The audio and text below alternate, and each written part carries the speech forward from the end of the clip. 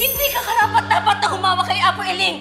Nagbuwis na ng buhay ang mga kamay mo! Nagbuwis ka na ng buhay! Ano ang sinasabi mo? Sa tuwing nagagalit si Morgana, di ba nagiging halimaw? Sumanib yung kaluluwa ni Moira kay Morgana? Kung meron man silang tinatago, hindi magtatagal yun. Malalaman at malalaman din natin ang totoo. Ano yan? Linagyan lang naman kita ng sumpa. Naniniwala ka pala sa sumpa? Ako hindi. Kasi may naramdaman akong masakit dito eh. Nagpa-check up na po ba kayo? Baka po kasi breast cancer yan. Breast cancer agad? Well, the operation was a success. Utang ko po yung buhay ng lola ko sa inyo. Sworn duty po namin mga doktor ang magligtas sa mga pasyente, kaya wala po kayong utang na loob sa amin kasi ginagawa lang po namin yung trabaho namin.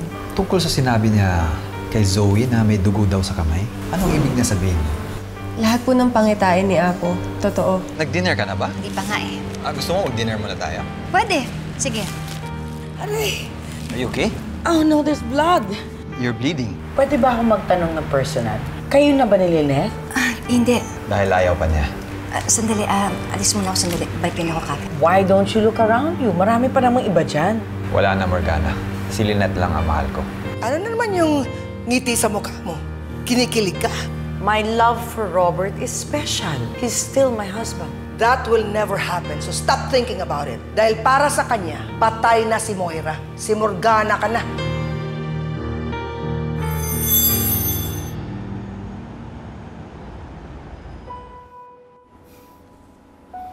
Morgana Go ang pangalan ng babaeng to. Pero, kamukha ni Moira eh.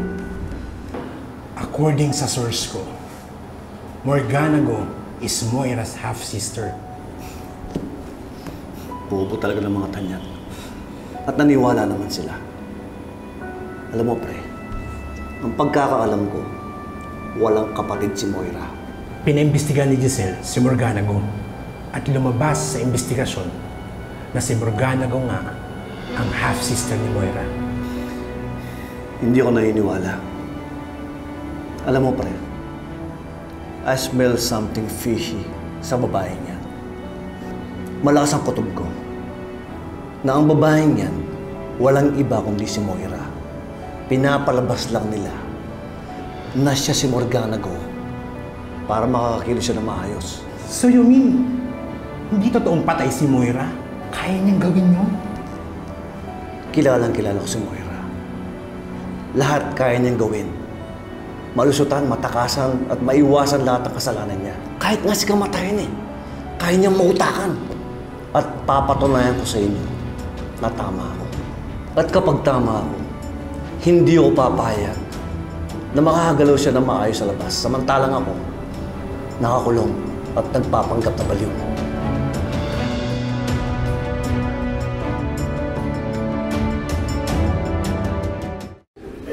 Lynette? Lynette? Lynette? Lynette? Si Lynette lang. Si Lynette. Ang gusto ko eh. Si Lynette lang. Lynette. Si Lynette. Si Lynette. Si Lynette. Ikaw si Lynette eh. Huwag ka nang umarte. Alam ko na yung ginagawa mo. Lynette. Pinapahanap mo raw si Inoy. Naku, paano ba yan? Naka-leave siya ngayon. Kaya akong pinapunta niya rito. Alis ka dito. Ikaw si Lynette eh. Si Lynette lang. Alis ka dito. Sabi ko naman sa'yo, di ba? Tigilan mo na yan. Hindi mo na kailangan magpanggap.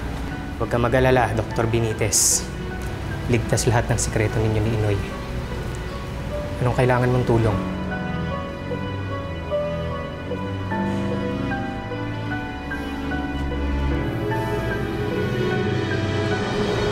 Kailangan ko makalabas mamaya. May importante akong gagawin. Gawa mo ng paraan.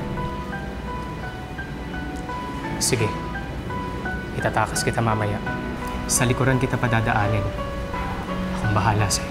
Sisiguraduhin kong makakalabas ka rito. Dok, buti. Natapos mo na yung mga schedules mo. Nagkasunod-sunod nga, Dok eh. Pero may nadali ko na lahat. Kala ko nga, hindi ka na makakasama eh. Hindi naman pwede yun. Nag-promise ako kay Nurse Ning na pupunta ako sa birthday party niya, kaya ayun, nadali ko na nga lahat. Alam mo, Doc, believe ako sa'yo. Alam mo kung bakit? Kasi marunong ka sa work-life balance. How to be you ba? Nako, Doc, time management lang yun. Kaya mo din yun. Ikaw kasi workaholic ka masyado eh. Oo, mahirap yun. Doc, you okay? May emergency case ba? Hindi. Si Harry lang nangangamusta. May photo exhibit daw siya sa Cebu eh. Busy rin talaga si Harry ngayon, no? Mukhang nagbibisi-bisihan lang to, Doc. Siyempre, hindi naman madali yung pinagdaanan niya kay Doc Carlos eh. Nakakaawa nga.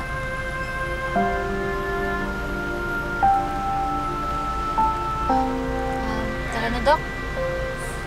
Yeah, let's go.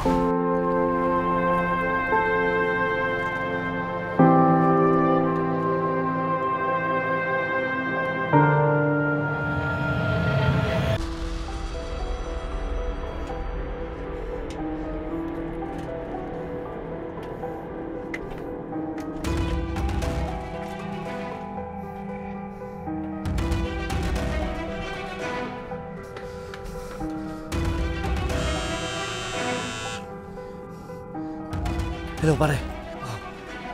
Palabas na ako ng building. Nasaan na yung sasakyan na hiniram ko sa'yo?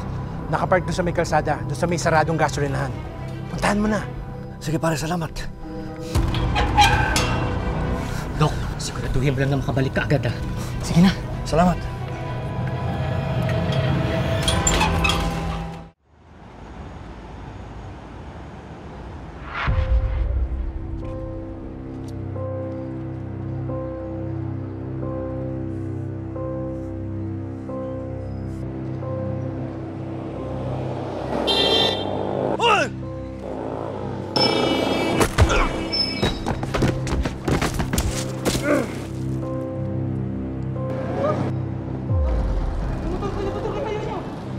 Uy, tumawag kayo ng ambulansya!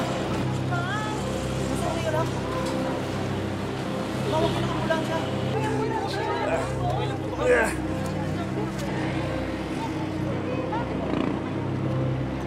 Give him space, please. Mga doctors kami. Doctor po kami.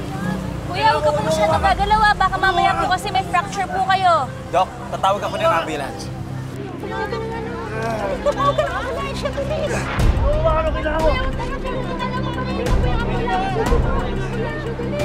Tumawag ka ng hospital.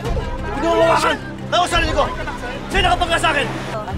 Yes, dito kami sa Iwanan Street. Dok, check nyo rin yung nakabulag na doon, yung nasagasaan niya. Okay na ako! Doc Carlos?